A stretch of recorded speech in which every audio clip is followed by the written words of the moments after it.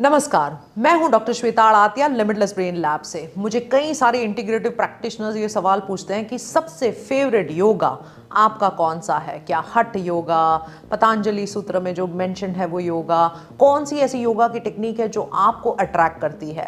तो पहले तो हम ये समझते हैं कि योगा जो है या योग जो है, यूनियन विच मीन्स यूनियन, उसका ब्रेन के साथ डायरेक्ट रिलेशनशिप है। आप कितनी भी एक्सरसाइज कर ले, चाहे जिम चले जाए, एरोबिक कर ले, एनारोबिक कर ले, रेजिस्टेंस ट्रेनिंग कर ले, आइसोमेट्रिक कर ले, आइसोटोनिक कर ले, yes these are all very good when it comes to musculoskeletal system. लेकिन जो एक मानसिक संतुलन है, जो एक स्ट्रेचिंग की एबिलिटी या कैपेबिलिटी है, जो फ्लेक्सिबिलिटी है, जॉइंट्स वगैरह की जो स्ट्रेंथ है, जो ताकत है, आपके जो एंटायर एनर्जेटिक बॉडी, जो एनर्जी सिस्टम की जो ये एक नई स्फूर्ति है, एक नई चेतना है, वो हमेशा योगा ही दे सकता है या योग ही दे सकता है।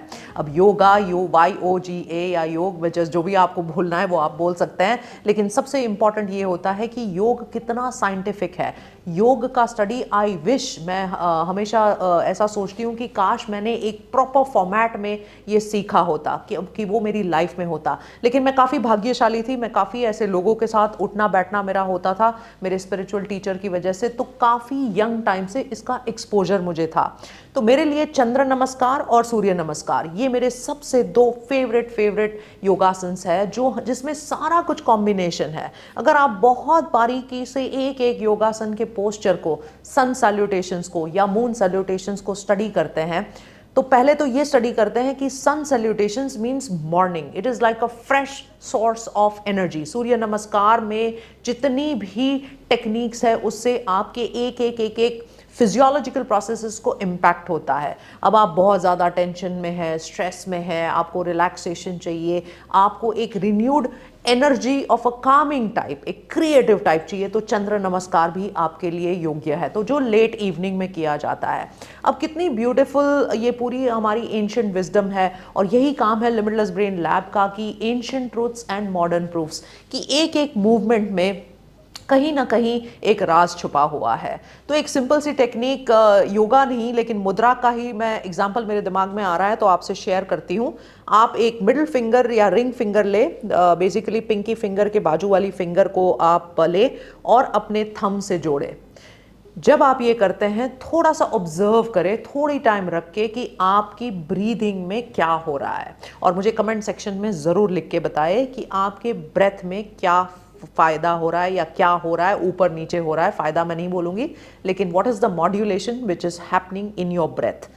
सेकंड, आप बस केवल ऐसे, जो कि चिन्ह मुद्रा है, ऐसा करके आप अपने ब्रीदिंग को फोकस करें। बहुत बहुत अगर आप ऑब्जर्व करेंगे, in fact it's a very quick process, तो इतना ज़्यादा ऑब्जर्वेशन की भी ज़रूरत नहीं है। आप कमेंट सेक्शन में लिखें कि क्या चेंजेस हुए। मतलब every single movement of the body कहीं ना कहीं किसी के साथ रिलेशनशिप में फिजियोलॉजिकली जुड़ी हुई है। अगर आप यहाँ पे प्रेस करते हैं, आपके जो नोज़ की जो हड्डी है, बिल्कुल सेंटर में प्रेस करते हैं, तो थोड़ी देर में आप देखते हैं कि दोनों नॉस्ट्रल से आपका हवा का प्रभाव बढ़ने लगता है। ट्रांजिएंट होता है, टेम्पररी होता है, जब आपको नाड़ी चेंज करनी होती है। हम स्वर योगा में काफ़ी इसके बारे में बात करते हैं। हमारा पॉडकास्ट स्वामी चरणजीत श्री महाराज के साथ आने वाला है, वो ज़रूर देखिएगा। इंग्लिश चैनल पे ये ज़रूर अवेलेबल भी है। You have to be very observant कि एक एक टेक्निक से हमारे शरीर में क्या होता है। तो योगा के अगर हम पोजेस की बात करें तो पहले तो ये हमें स्ट्रेचिंग देता है, which is very important muscle tension के लिए। ये खून सर्कुलेशन के लिए बहुत बहुत इंपॉर्टेंट होता है। जब आप ब्रीदिंग को, जब आप कोई भी पॉज में करते हैं तो ब्रीदिंग को सिंक्रोनाइज करना होता है। एवरी सिंगल टाइम जब आप उस मूवमेंट के साथ ब्रीदिंग को सिंक्रोनाइज करते हो तो वेगस नर्व को एक्टिवेट करते हो या पैरासिम्पैथेटिक नर्वस सिस्टम को एक्टिवेट करते हो। हार्ट रेट वेरिएबिलिटी जो हमारी होती है उसको आप इंप्रूव करते हो। हार्ट ब्रेन कोहेरेंस उसको आप बढ़ाते हो। तो जैसे जैसे ये बढ़ाते जाते हैं, हमारी जो कामनेस के हार्मोन्स है वो सिक्रीट होने लगते हैं, रिलैक्सेशन होने लगता है, वी स्टार्ट फीलिंग बेटर, हम बहुत ही ज़्यादा सेंटर्ड फील करने लगते हैं, एनर्जी का प्रभाव बढ़ जाता है, इम्यूनिटी भी बढ़ जाती है। एक एक पोज में आप कुछ टाइम बिताते हैं, आप बड़ी ही एकदम फोकस से करते हैं, सो आप इंटरनलाइज करते हैं हर एक प्रोसेस को। आप बहुत सारा म्यूजिक या बहुत सारी राजसिक एक्टिविटी यानी कि बहुत एक्टिव फॉर्म में एक्सरसाइज नहीं करते हो, बहुत ही सटल तरीके से, बहुत ही फ्लो में, एक पर्टिकुलर फिजियोलॉजिकल तरीके से आप योगासन्स के पोस्चर्स अलग अलग उसमें करते हैं। अब बहुत इंपॉर्टेंट की बात ये हो जाती है कि जब हम ट्रेडिशनल योगा और मॉडर्न एक्सरसाइजेस को कंपेयर करते हैं तो लिटरेचर क्या कहता है, तो लिटरेचर भी हमारे साथ सहमत है कि कई सारे योगास इतने इंपॉर्टेंट है from the mental wellness point of view, mental balance point of view, कि जो एक कोई भी टेक्निक को अपने लाइफ में, एवरी डे की लाइफ में इंक्लूड कर लेता है। जैसे मेरे लिए इट्स सूर्य नमस्कार।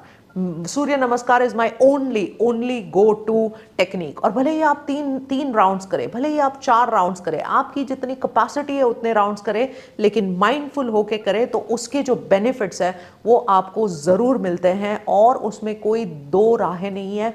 It is such a powerful technique to activate psycho, neuro, physio, immuno, endocrinology. कई सारे ऐसे स्टडीज भी पाए गए हैं कि योगा के बाद HRV का बढ़ोतरी हो गया, ब्लड प्रेशर में कंट्रोल आ गया, शुगर में काफ़ी कंट्रोल आ गया। सो एक प्रक्रिया ऐसी भी होती है कि एंडोक्रिनोलॉजिकली, हार्मोनली वो आपके कई सारे स्ट्रेस वगैरह को बैलेंस करती है। तो अडेप्ट करने में, स्ट्रेस की अडेप्टेबिलिटी में योगा का बहुत बड़ा रोल है, बहुत बड़ा हाथ है। अब योगा कोई ऐसी चीज़ नहीं है कि कहीं पे कॉन्ट्राइंडिकेटेड है या कोई पोस्चर ये नहीं कर सकता है, वो नहीं कर सकता है। लेकिन अगर आपको हाई ब्लड प्रेशर है, अगर आपको हार्ट कंडीशन है, अगर आपको कोई बैक की बीमारी वगैरह है, तो योगा के प्रॉपर टीचर से, प्रॉपर पर्सन से आपको ये सीखना चाहिए। कोई हाइपर एक्सटेंशन या हाइपर फ्लेक्शन विच मीन्स एकदम बेंड होना, ये आपको अटकाना होगा। Like you will have to be careful. Basically the entire idea is कि जब आप एकदम माइंडफुलनेस के साथ पूरे बॉडी को अलाइन करके एक्सेस के साथ करते हैं तो योगा का जो फ़ायदा है वो बहुत बड़ा हो जाता है, बहुत मुनाफा होता है और आपकी तंदुरुस्ती और तबीयत के लिए ये बहुत ही लाभदायक और फ़ायदे कारक है। तो पहले हम प्राणायाम करते हैं, फिर हम आसन करते हैं और फिर हम ध्यान करते हैं।